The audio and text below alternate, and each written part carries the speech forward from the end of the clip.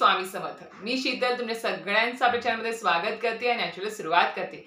येत्या 26 फेब्रुवारी 2025 म्हणजे येत्या बुधवारी म्हणजे परवाच उद्याचा दिवस फक्त मध्ये आहे, आपली महाशिवरात्र आलेली आहे आणि या दिवशी आपण भगवान शंकरांच्या भरपूर सेवा अर्चा करणार आहोत। आपण त्या दिवशी व्रत करणार आहोत। असं कुठलंच घर किंवा कुटुंब नसेल की ज्या कुटुंबामध्ये किंवा ज्या घरामध्ये महाशिवरात्री निमित्त भगवान महादेवांचा म्हणजे ज्या काही सेवा असेल किंवा अभिषेक असेल किंवा त्यांच्या प्रित्यर्थ व्रत उपासना जे असेल ते होत नसतील, तर नक्कीच प्रत्येकाच्या कुटुंबामध्ये त्या दिवशी म्हणजे महाशिवरात्रीला उपवास असेल, व्रत असेल, सेवा अर्चा किंवा मंदिरामध्ये जाऊन तिथे अभिषेक असेल, पूजा अर्चा असेल, या सगळे काही संपन्न होणार आहेतच। पण त्याचबरोबर आपण तर व्रत करणार आहोतच, अभिषेक करणार आहोत, सगळ्या गोष्टी करणार आहोत। पण सगळ्यात महत्त्वाचं म्हणजे काय की या दिवशी म्हणजे महाशिवरात्रीला भगवान शिवशंकरांना प्रसन्न करून घेण्यासाठी आणि माता पार्वतीला आपल्याला एक गोष्ट अशी गोष्ट अर्पण करायची आहे या दिवशी। कारण की आपणास माहिती आहे महाशिवरात्र म्हटलं की या दिवशी आपण अशी पौराणिक कथा आहे की या दिवशी भगवान शिवशंकर आणि माता पार्वती यांचा विवाह झाला होता। त्यामुळे आपल्याला भगवान शिवशंकरांच्या या दिवशी उपवास म्हणजे उपासना, मंत्र, स्तोत्र पठण करायचेच आहेत, सेवा करायचेच आहेत। पण त्याच्याबरोबर माता पार्वतीला सुद्धा आपल्याला एक वस्तू अर्पण करायची आहे की जेणेकरून भगवान शिवशंकरांसोबत माता पार्वतीचा सुद्धा आपल्याला आशीर्वाद प्राप्त होईल। तर त्या सेवा अर्चा कोणत्या आहेत, माता पार्वतीला कोणती गोष्ट अर्पित करायची आहे, त्याबद्दल आजची माहिती आणि आजचा व्हिडिओ असणार आहे। त्यासाठी नक्कीच व्हिडिओ पूर्ण बघा, स्किप न करता बघा, जेणेकरून तुम्हाला संपूर्ण माहिती व्यवस्थित कळेल। चला तर व्हिडिओला सुरुवात करूया। तर मंडळींनो, येत्या 26 तारखेला म्हणजे बुधवारी महाशिवरात्र आहे।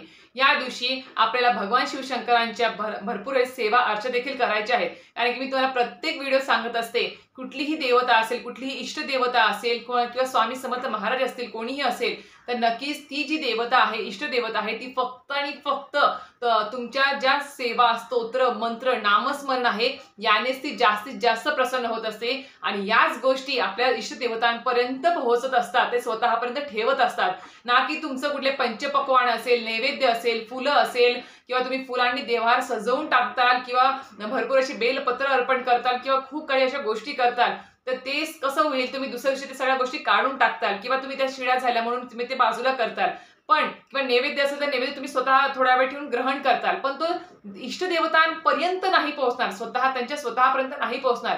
त्यांच्या स्वतःपर्यंत फक्त एकच गोष्ट पोहोचते, ती म्हणजेच काय, त्यांचं नामस्मरण, त्यांचे स्तोत्र, मंत्र आणि सेवा, ह्याच गोष्टी ते जास्तीत जास्त प्रसन्न होत असतात। त्यांचं स्तुती असेल, त्यांचं मंत्र स्तोत्र असेल, त्या गोष्टी जास्त प्रसन्न होत असतात।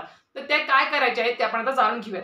तर मंडळींनो, आपल्याला माहिती आहे की महाशिवरात्रीला आपण सकाळी लवकरात लवकर ब्रह्ममुहूर्तावरती जर आपण महादेवांची लवकर उठून शुचिर्भूत होऊन महादेवांची जर आपण पूजा अर्चा केली, घरात असेल किंवा मंदिरात असेल, मी सगळ्यांना सुरुवातीला एक हात जोडून विनंती करेन की तुमच्या जवळपास महादेवाचं मंदिर असेल तर तुम्ही सकाळी लवकर जाऊन दर्शन घ्या।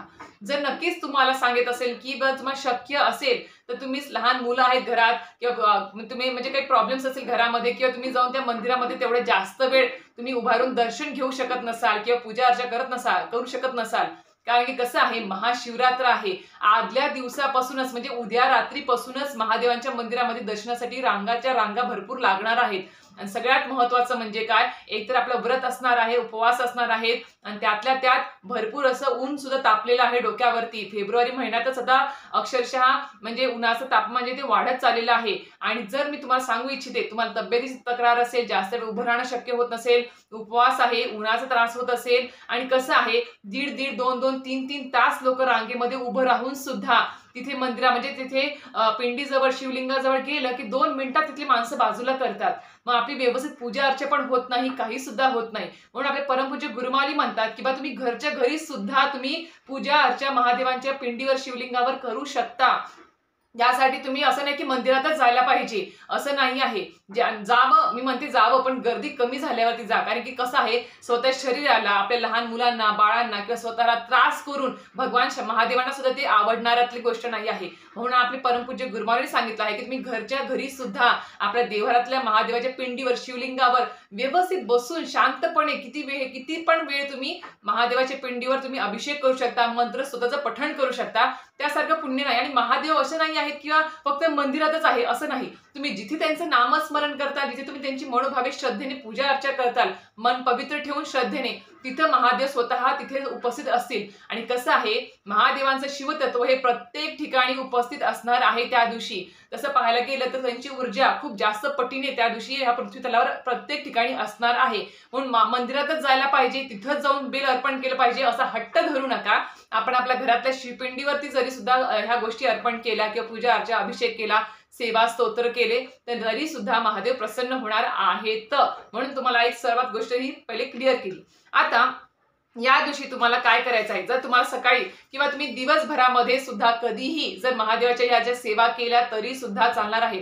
पण मी एक सांगू इच्छिते, दुपारी 12च्या आत या सेवा होत असेल शक्य तर तुम्ही नक्कीच करा। त्या दिवशी उपवास आहे, खूप जणांना सुट्टी सुद्धा असते, त्यामुळे इतर गोष्टींचे कामं कमी असणार आहे त्या दिवशी। त्यामुळे ब्रह्ममुहूर्तावर उठून जर तुम्ही ह्या सेवा केल्या तर अतिशय उत्तम, मग दिवसभर खरंच सांगते खूप प्रसन्न आणि छान वाटेल। आणि जर तुम्हाला सकाळी ब्रह्ममुहूर्तावर शक्य नसेल किंवा 12च्या आत तुम्हाला शक्य नसेल, खूप जणांचे जॉब असतात, सकाळी 8ला गेलं की 5ला, संध्याकाळी 7ला यावं लागतं किंवा 6 वाजता यावं लागतं किंवा शिफ्ट वाईज असतात, तर मी नक्की सांगू शकते भगवान शिवशंकरांच्या सगळ्यात आवडतीची जी काही वेळ आहे, जो पुण्यकाळ मानला जातो सेवा करण्यासाठी, तो आहे प्रदोष काळ।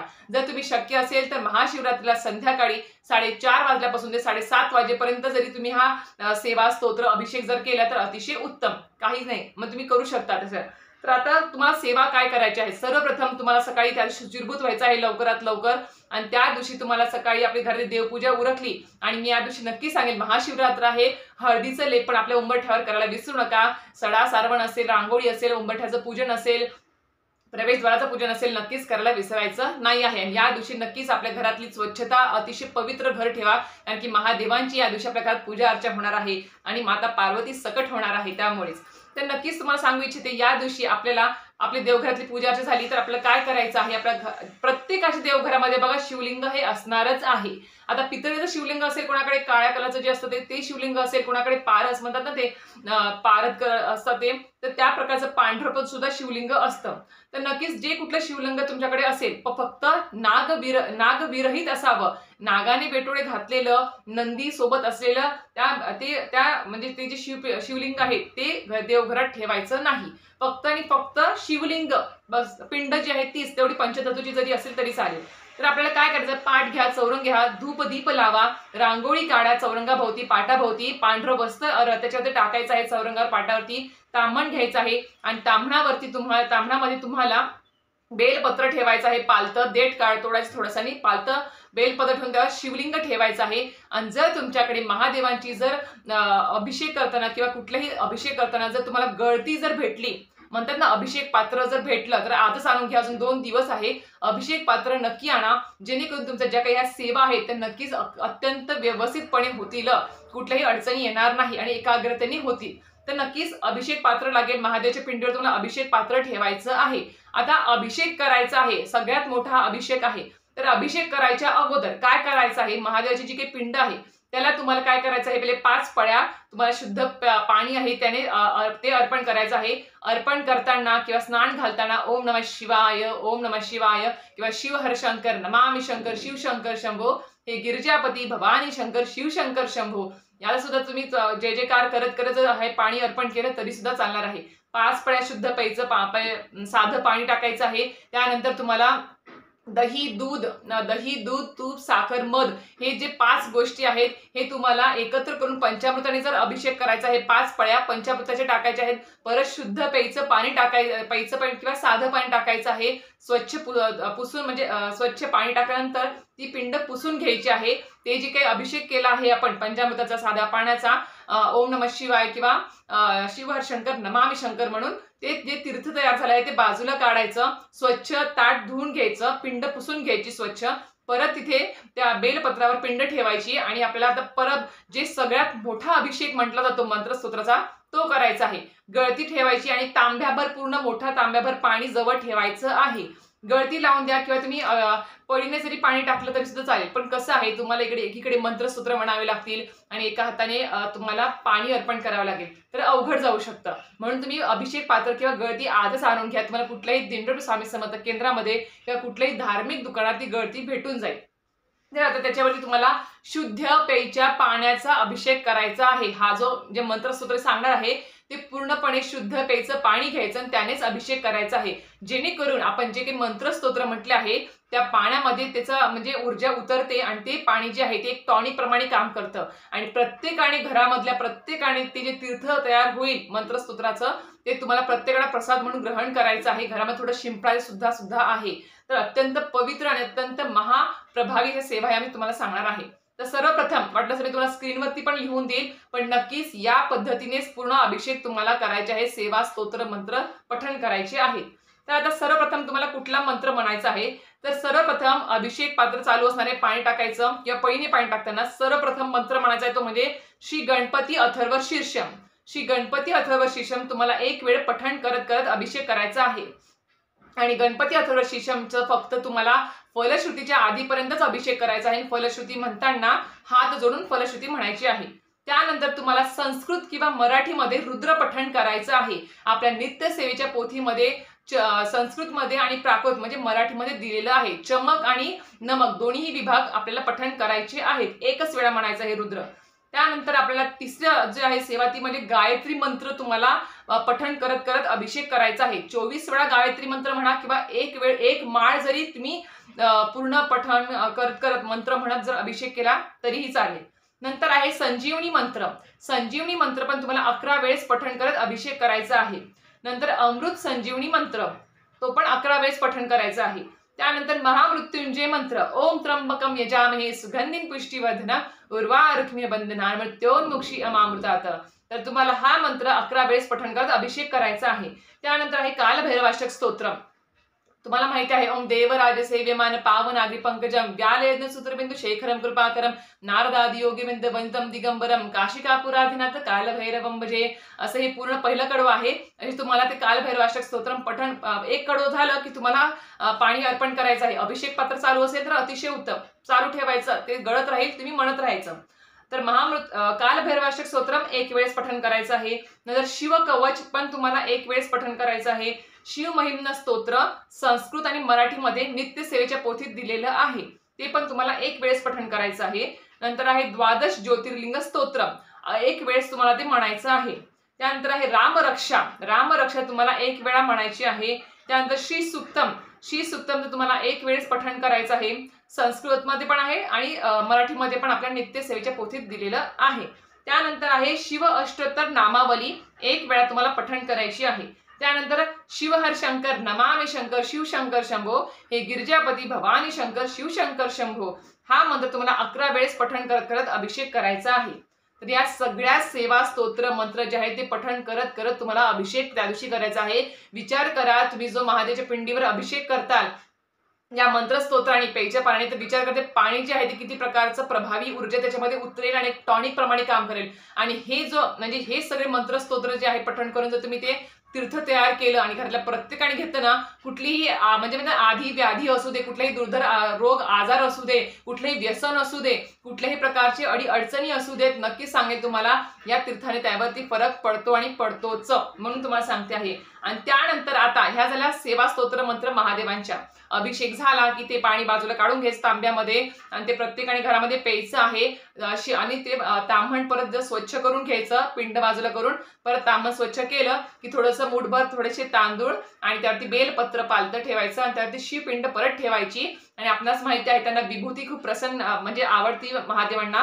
हळद कुंकू व्हायचं नाही महादेवांना, फक्त आणि फक्त 3 बोट तुम्हाला तिथे त्यांना विभूती लावायचं आहे। ते चंदन लावलं तर अतिशय उत्तम, चंदन पण तुम्ही लावू शकता, अष्टगंध लावू शकता, फक्त हळद कुंकू अर्पण करू नका। पांढरी वस्त्रे माळ तुम्हाला अर्पण करायची आहे, पांढरी फुलं अर्पण करायची आहे, धोत्राचं फूल असेल, धोत्राचं फळ असेल ते सुद्धा अर्पण करायचं आहे। 11, 21, 51, 108 बेलपत्र जर तुम्हाला मिळाली ते सुद्धा तुम्ही ठेवू शकता। एक जरी बेलपत्र भेटलं तरी सुद्धा चालणार आहे, असं नाही की तेवढंच पाहिजे आहे। फक्त एक बेलपत्र घेऊन तुम्ही शिव अष्टोत्तर नामावली जी आपल्या नित्यसेवेच्या पोथीत दिलेली आहे, आता मी तुम्हाला दाखवते। जे काही तुम्हाला आता मंत्रस्तोत्र मी सांगितले ते सगळे या नित्यसेवेच्या पोथीत दिलेले आहेत। कुठेही बाहेर काही बघायची गरज नाही, या पोथीत सगळं काही दिलेलं आहे। ह्या पोथी उघडायची आणि सगळे मंत्रस्तोत्र सिक्वेन्स वाईज म्हणत तुम्हाला अभिषेक करायचा आहे, सेवा करायची आहे। त्याचबरोबर आता या दिवशी तुम्ही शिवलीलामृत जर तुम्हाला पूर्ण 14 अध्यायाचा मोठा ग्रंथ आहे तो जर पठण करता आला, पाठ करता आला तर अतिशय उत्तम, ती सुद्धा सेवा या दिवशी करायची आहे. आणि जर तेवढं शक्य नसेल तर शिवलीलामृतचा 11वा अध्याय हा रुद्र अध्याय असा म्हटला जातो आणि सगळं पुण्य प्राप्त होतं, या खूप मोठं पुण्य प्राप्त होतं या अध्याय वाचल्याने. त्यामुळे हे जरी तुम्ही अध्याय पठण केलं त्या दिवशी तरी सुद्धा चालेल, दिवसभरात कधीही करा, पण नक्कीच करा. जर प्रदोष काळात जर करता आला किंवा ब्रह्ममुहूर्तावर तर अतिशय उत्तम. हे एक तुम्ही सेवा करायची आहे. त्यानंतर आता माता पार्वतीची सुद्धा या दिवशी सेवा अर्चा करायची आहे. तर आता काय करायचं आहे आपल्याला या दिवशी, आपण आता समजा महादेवांची आपण तिथे चौरंगावरती पूजा अर्चा मांडली आहे, त्याच्या बाजूला एक पाट ठेवायचा किंवा समोर एक पाट मांडायचा छोटा आणि एक ताट घ्यायचं. ताटामध्ये आपण त्या दिवशी आपल्या माता पार्वतीची ओटी भरायची आहे, कारण की या दिवशी भगवान शंकर आणि माता पार्वतीचा विवाह झाला होता. त्यामुळे या दिवशी आपल्याला आवर्जून त्यांची माता पार्वतीची ओटी ही नक्कीच भरायची आहे.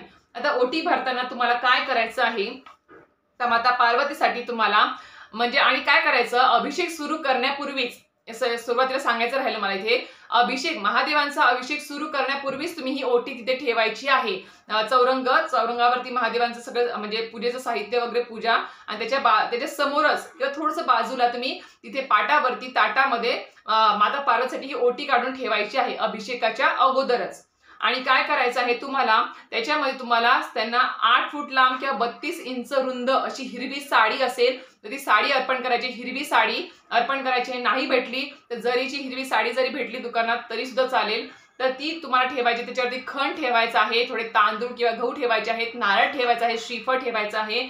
आणि अशा प्रकारे त्याच्यावरती हळद कुंकू आणि तुम्हाला माहिती आहे 5 ज्या गोष्टी आहेत, सुपारी, हळकुंड, बदाम वगैरे असं तुम्हाला खोबरं हे ठेवायचं आहे. त्याच्यामध्ये हिरव्या बांगड्या असतील, ह्या सगळे जे काही साज शृंगार जे काही वस्तू आहेत त्या सुद्धा तुम्हाला ठेवता येतात, त्यामध्ये ठेवायचे आहेत, फुलं ठेवायची आहेत. आणि ती ओटी तुम्हाला माता पार्वतीला अर्पित करायची आहे, समर्पित करायची आहे त्या दिवशी. आणि त्यानंतर आपल्या महादेवांच्या अभिषेकाला सुरुवात करायची आहे. तर या सर्व गोष्टी तुम्हाला त्या दिवशी नक्कीच आवर्जून करायच्या आहेतच. तर अशा प्रकारे तुम्हाला आता या सर्व गोष्टी मी सांगितलेल्या आहेत, पण यासोबतच आपला दिवसभर जर ओम नमः शिवाय किंवा शिव हर शंकर, नमामि शंकर, शिव शंकर शंभो, हे गिरिजापती भवानी शंकर, शिव शंकर शंभो या मंत्रासुद्धा तुम्ही दिवसभर नामस्मरण करत राहायचं आहे. आणि आपल्याला माहिती आहे की हा जो उपवास आहे तो दिवसभर चालतो आणि दुसऱ्या दिवशी आपला म्हणजे 27 फेब्रुवारीला गुरुवारी सकाळी सकाळी आपला त्याचं पारणं करायचं असतं उपवासाचं, म्हणजेच उपवास सोडायचा असतो. आणि त्याचबरोबर उपवास सोडताना सुद्धा गोड पदार्थ खाऊनच तो उपवास सोडावा. कुठलाही तामसी पदार्थ, तिखट पदार्थ, मसालेदार पदार्थ खाऊन उपवास सोडू नका. किंवा साधा दही भात जरी खाऊन सोडला किंवा गोड काही खाऊन सोडला तरी सुद्धा चालणार आहे. तर अशा प्रकारे तुम्हाला या दिवशीच्या सगळ्या सेवा स्तोत्र मंत्र कळाल्या असतीलच. सगळ्या सेवा स्तोत्र मी तुम्हाला डिस्क्रिप्शन मध्ये किंवा त्या स्क्रीनवर देऊन देईल. त्या पद्धतीनेच तुम्ही सगळा अभिषेक करा, मंत्र स्तोत्र पठण करा आणि माता पार्वतीची अशा प्रकारे तुम्हाला ओटी सुद्धा भरायची आहे, ती सुद्धा तुम्ही नक्कीच भरायला विसरू नका. तर अशा प्रकारे तुम्हाला आजचा व्हिडिओ माहिती आवडली असेल तर नक्कीच व्हिडिओ लाईक आणि सबस्क्राईब करायला विसरू नका. श्री स्वामी समर्थ.